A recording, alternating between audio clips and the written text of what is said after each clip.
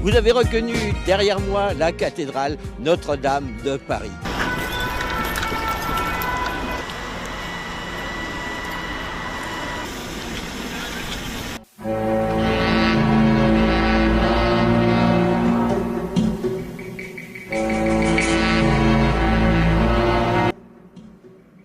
Presque tout le monde fut scandalisé par le feu d'incendie à la cathédrale Notre-Dame de Paris. Le Seigneur est avec vous, vous êtes bénie entre toutes les femmes. Et Jésus, votre enfant, est béni. Cependant, très peu se soucient du feu éternel de l'enfer, qui guette malheureusement l'âme de tous ceux qui se rendent participants du culte idolâtre, qui se fait secrètement en ce lieu.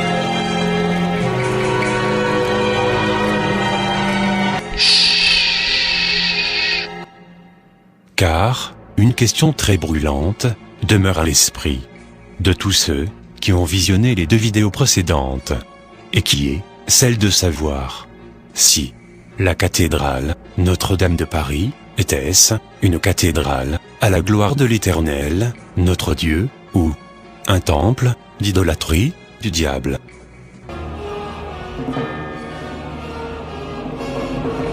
Bienvenue à Notre-Dame de Paris. Il faudrait des heures pour décrire Notre-Dame de Paris et en particulier les 3 portails que l'on voit à l'entrée. J'ai choisi de vous proposer un focus sur les représentations du démon et de Satan. Du démon et de Satan. Puisque les voilà présents sur chacun des 3 portails.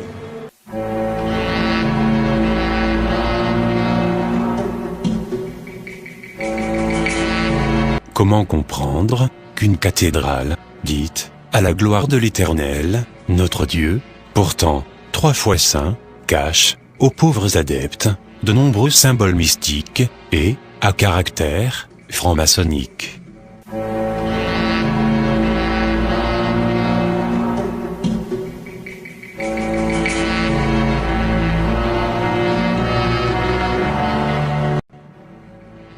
Analysons ensemble, d'un œil spirituel, les différents symboles et représentations diaboliques au sein de la cathédrale Notre-Dame de Paris.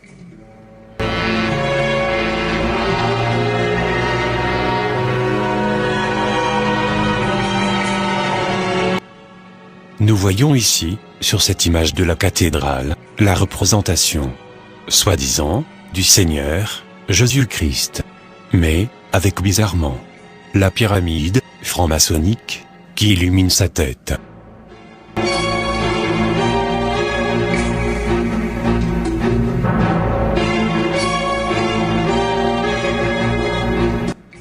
Nous remarquons aussi la représentation du symbole, de l'équerre et du compas, de la franc-maçonnerie, camouflée en dehors de la cathédrale Notre-Dame de Paris. Donc une femme qui est assise et qui tient un compas. Et même aussi à l'intérieur de la cathédrale. Mais, cette fois, avec une couronne royale sur le symbole de l'équerre et du compas de la franc-maçonnerie. Comme pour indiquer la supériorité du nouvel ordre mondial sur le christianisme. Et de ce fait, il y a un squelette humain qui l'adore.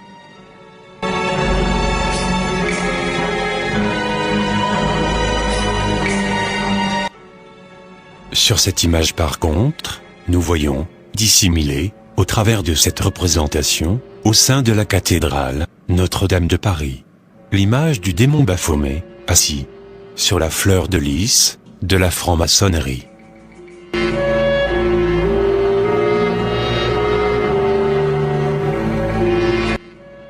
Nous remarquons aussi, ici, au sein de la cathédrale Notre-Dame de Paris, le fameux tapis de loge des sociétés mystiques secrètes, Illuminati, connu encore sous le nom de tableau de loge, et qui est le tapis symbolisant la franc-maçonnerie.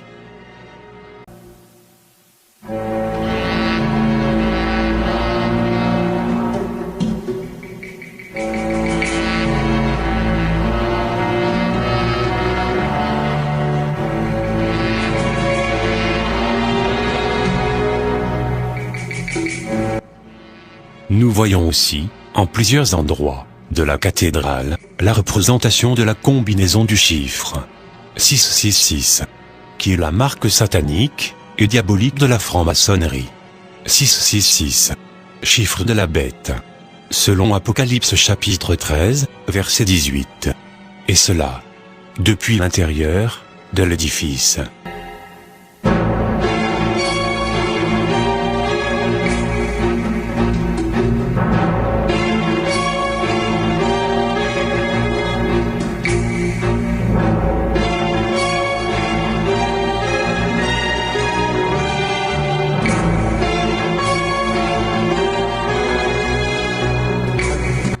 Tout comme à l'extérieur de la cathédrale Notre-Dame de Paris.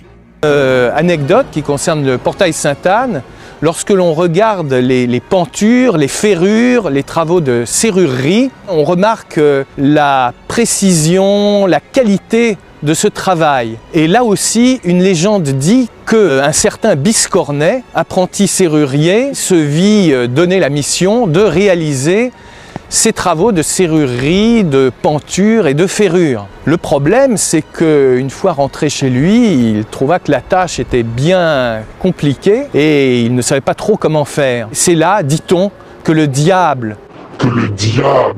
vint lui dire « Je vais t'aider ». Et le lendemain matin, le travail était réalisé, le diable avait fait son œuvre. Mais en échange, le diable voulait récupérer l'âme de Biscornet qu'on retrouva mort dans son lit et vraisemblablement après de nombreuses convulsions.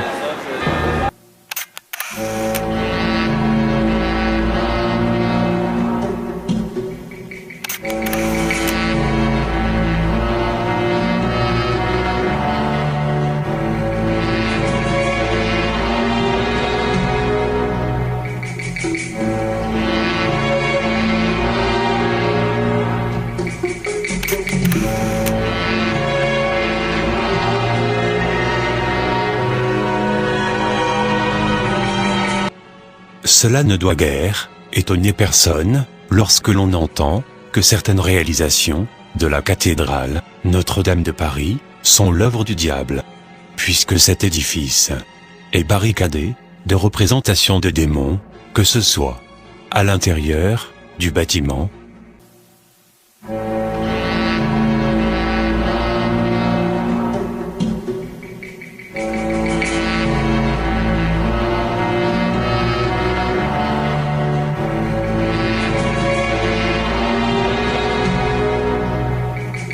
tout comme à l'extérieur de la cathédrale Notre-Dame de Paris.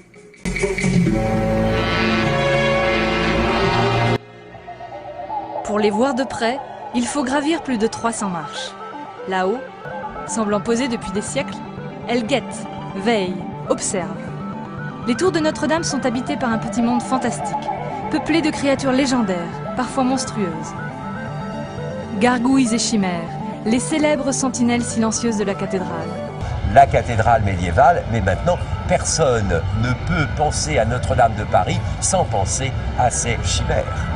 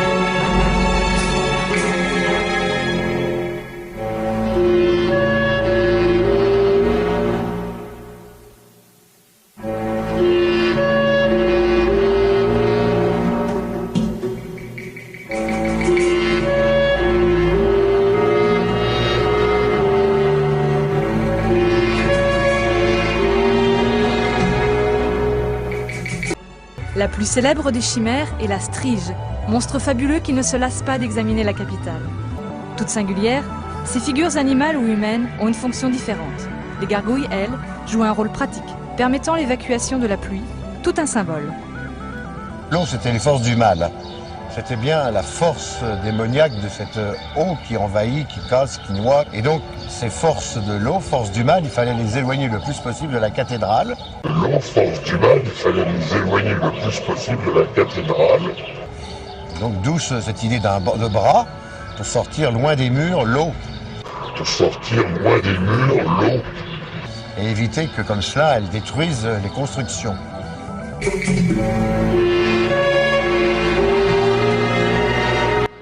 Nous l'avons tous, bien entendu, et, selon ces explications, les positions de ces statues diaboliques sont, pour dit-on, éloigner les forces du mal démoniaque de la cathédrale Notre-Dame de Paris, et cela en évacuant l'eau de la pluie au travers de ces statues diaboliques.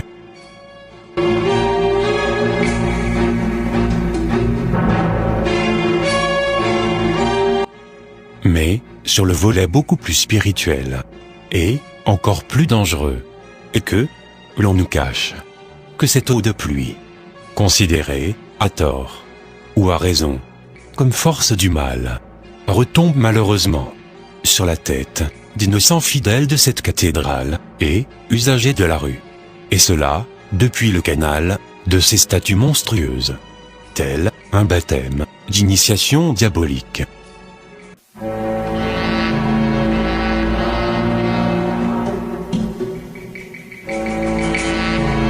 Sur les côtés du trumeau 6 des arts libéraux, c'est une femme qui est assise sur un siège qui tient de la main droite 2 livres, un livre ouvert et un livre fermé. Elle tient un sceptre de la main gauche et elle a la tête dans les nuages, on voit la nuée qui lui touche le haut de la tête et elle est assise confortablement sur un siège. Alors que peut représenter Cybèle ? Cybèle était une déesse de l'Antiquité. Cybèle était une déesse de l'Antiquité.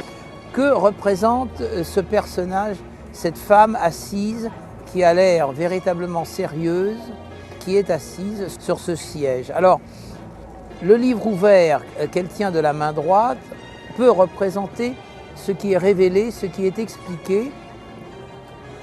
Le livre fermé, c'est ce qui n'a pas encore été révélé ou ce qui est réservé à des initiés.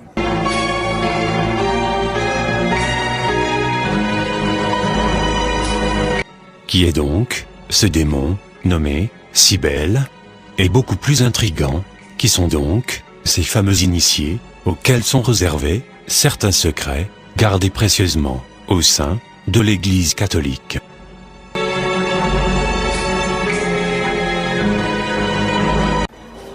Enfin, lorsque l'on se trouve devant le portail de la Vierge, on aperçoit une sculpture qui nous représente notamment la tentation d'Adam.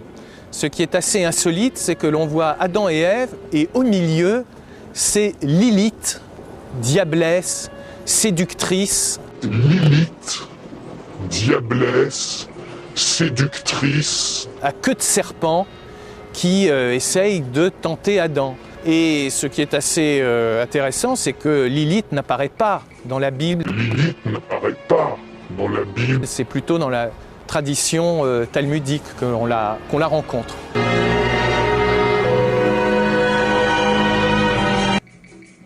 Qui est véritablement ce démon appelé Lilith? Et pourquoi est-il courant de voir, au sein de plusieurs assemblées, catholiques, évangéliques, et j'en passe, des pratiques qui n'ont pourtant aucune référence biblique, et qui sont malheureusement présentes dans certains lieux de culte. Enfin, l'incendie à la cathédrale Notre-Dame de Paris, que ce soit un accident de feu ou un complot conspiratoire, ne serait-elle pas aussi la résultante de la colère de l'Éternel, notre Dieu créateur, contre une cathédrale qui ressemble plus à une caverne de démons plutôt qu'à un lieu de culte, réservé à la gloire de la sainteté divine. Les réponses à toutes ces questions et problématiques dans la conclusion et dernière partie de cette exhortation biblique et qui sera publiée incessamment sur cette même page évangélique, et cela dans les heures qui suivent.